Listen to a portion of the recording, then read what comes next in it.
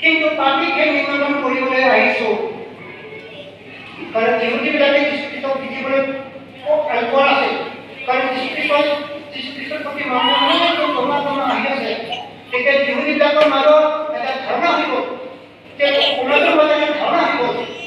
আমাৰ ইহুদিবিলাকৰ মাজত আমাৰ নিজৰ ধৰ্ম আছে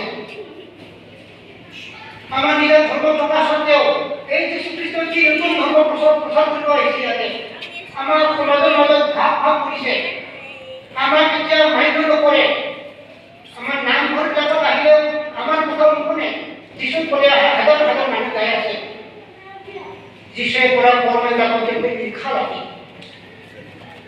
যীশুৱে যি মৰ্যাদা পাইছে তেওঁলোকৰ হিংসা লাগে যীশুৱে যিটো শিক্ষা দিছে